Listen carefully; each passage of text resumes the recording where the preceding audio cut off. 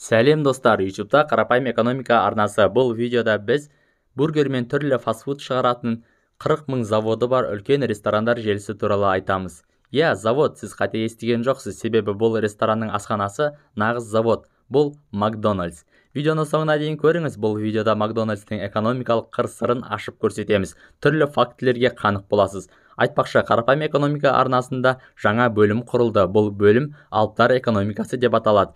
Бұл плейлисттен сіз алып компаниялар мен корпорациялар жайлы экономикалық қызықты ақпараттар аласыз. Сілтеме видеоның астында болады. Көріңіз, ұнаса лайк басыңыз. Макдональдс әлем бойынша 40 000 рестораны бар үлкен тамақтану кешені. Күн сайын жаңа 8 ресторан ашылатын бұл брендтің құпиясы аз емес. Бұл ресторандарға қанша адам келгенін жыл сайын санап отыру дәстүрі болған. Алайда 1994 жылы бір жылда 99 миллиард адам тамақтанғаннан соң басшылық санауды қойған. Ал есіктің алдына миллиардтаған тұтынушылар үшін деген жазуды еш ұялмай ілуге болатын еді.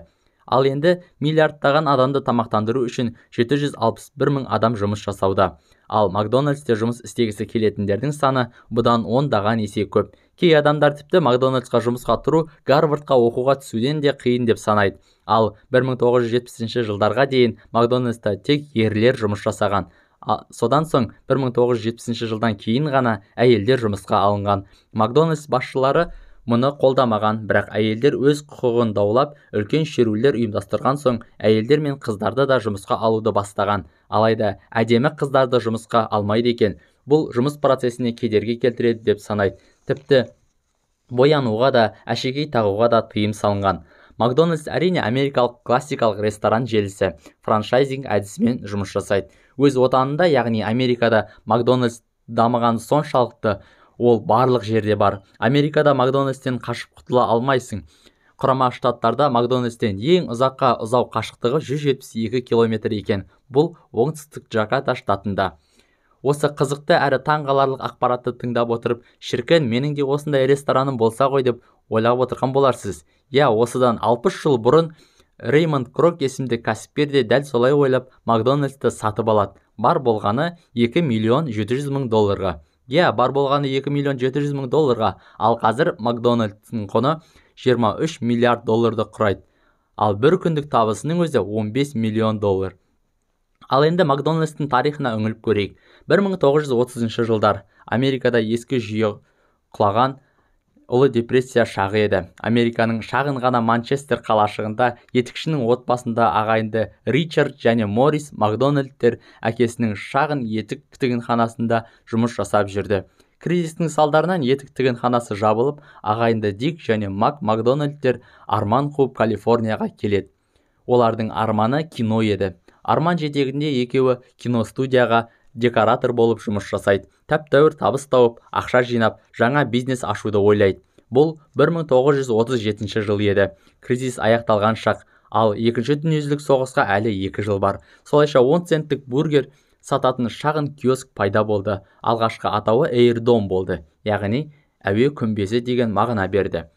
Шағын бизнес тез өсті. Солайша ағайынды Мак пен Дик ірі қала Сан-Бернардиноға көшті. Ол жерде де шағын бизнес жүріп тұрды. 1948 жыл шағын киоск жабылып қалды. Жоқ, бұл банкрот болып жабылу емес, қайта ояну үшін, мүлдем жаңа түрге ену үшін жабылу еді. Аз уақытта қайта ашылғанда бұл шағын киоск нағыз бургер шығаратын заводқа айналды. Сол жылдары Америкада автоиндустрия қарқын алып тұр еді.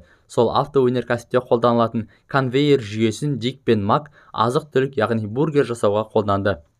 Ешқандай аспаздың қажеті жоқ, тек әр қызметкер өз жұмысын жасаса болды деп тұжырым шығарды. Бұрынғы тәжірибесіне сүйенді, яғни бұрын әрбір 5 клиенттің 4-еуі тек бургер мен салқын сусын алатын еді. Сол себепті басқа тамақ жасаудың өзі қажетсіз деп санады. Тек бургер сатумен айналысты және бұл шағын бургер шығаратын завод тұтынушының көз алдында жұмыс істеді. 8 бұрыштан тұратын шыны киосктың ішіндегі бургер өндірісі көрініп тұрды. Алайда Дик және Макдональдтер өз ресторандарының қазіргідей дәрежеге жететінін мүлде ойлаған жоқ.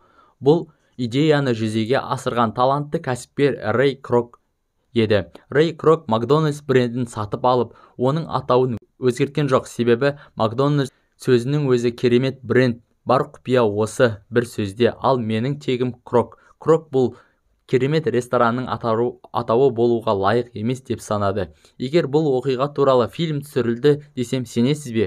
Иә, бұл шындық, және Макдональдс қалай құрылғаны туралы түсірілген основатель, яғни негізін қалаушы фильмін көруге кеңес береміз. Қарапайым экономика арнасына тіркеліңіз, арнамыздағы басқа да қызықты экономикалық видеоларды көріңіз. Аман сау болыңыз.